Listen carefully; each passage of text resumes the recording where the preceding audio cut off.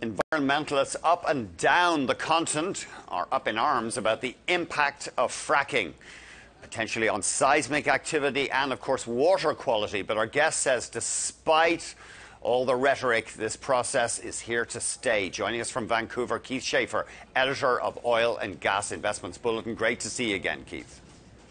Thanks for having me, Andy. I mean, the headlines pile up, don't they? The BC government just released a report linking fracking to earthquakes. Now, isn't this a big threat? But, I mean, isn't fracking going to be under a major cloud for a long time? I think over the next couple of years, you're going to continue to see the dance that the industry is having with the general public, explaining all the things that go on about fracking and how it's not only beneficial, but safe. So the general public right now, I think, is looking for a little more from the oil and gas industry. And these reports that the BC government is putting out is just the type of thing that I think can start to bring some consensus together.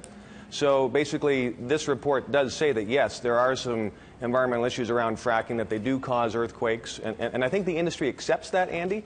The big thing is that this type of activity is really quite small and doesn't have any major impact or even really minimal impact at the surface. And that's what I think the industry wants to get across to people, that it is safe, it's not going to affect your drinking water. It's not going to cause earthquakes and cause your pictures to fall off the walls. But there are small things that are deep underground.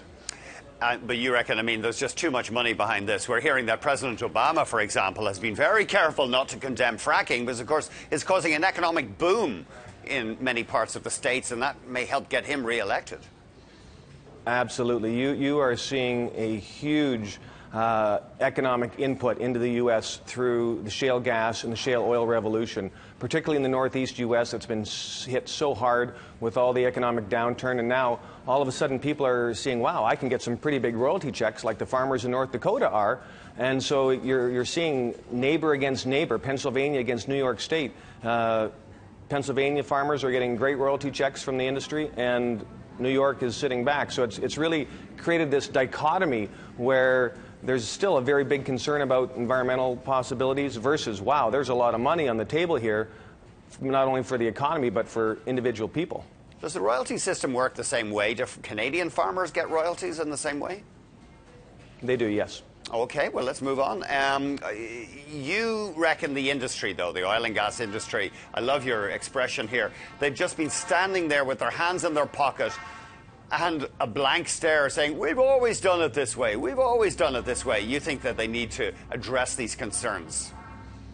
I think the industry has been doing their best to try and get their message out, but I think they're really not addressing the concerns that the public wants to hear. They're saying, yes, we've always done it this way, and here's the science, but they've really kind of missed the boat on guessing where public opinion is going to be next and really dealing with the real issue of, okay, let's sit down, let me show you how this works, and they're using the media. I think there needs to be a lot more grassroots talking to people and really hearing them, making sure that these people feel heard and not just putting up a brick wall with the economics and the history that says, yes, this has actually been a very safe practice. And so I'm really hoping that in the very near term, the industry is going to grab this grassroots consultation and really get going, because there is a lot of money on the table here, and we really can't afford to have a lot of this delayed for much longer.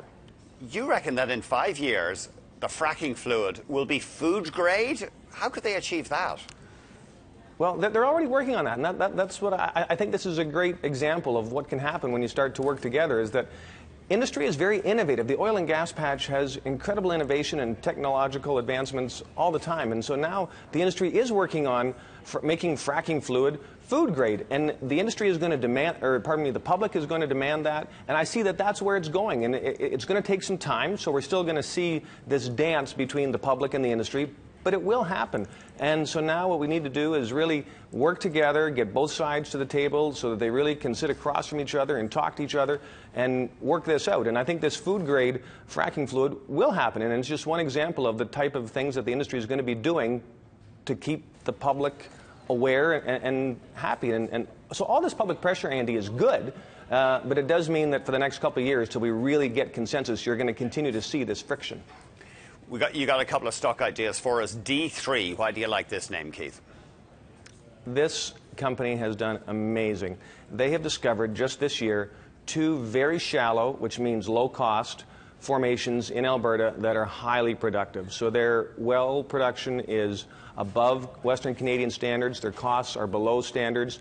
They're both big plays, lots of running room left. I see a big, great future for that company for shareholders over the next 18 months. Is that one you own yourself?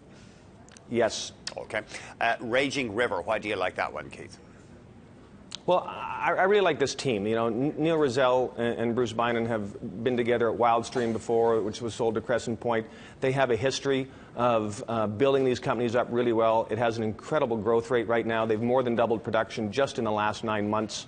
The Street does love this team. It gives a very high valuation.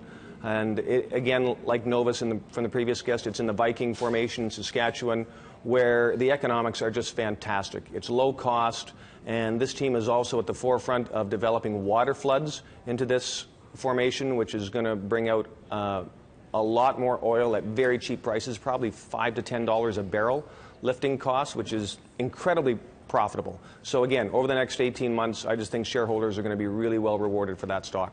And is Raging River a stock you own? Yes, it is. Great. Keith, thank you so much for joining us today. Thanks, Andrew. Keith Schaefer, editor of Oil and Gas Investments Bulletin.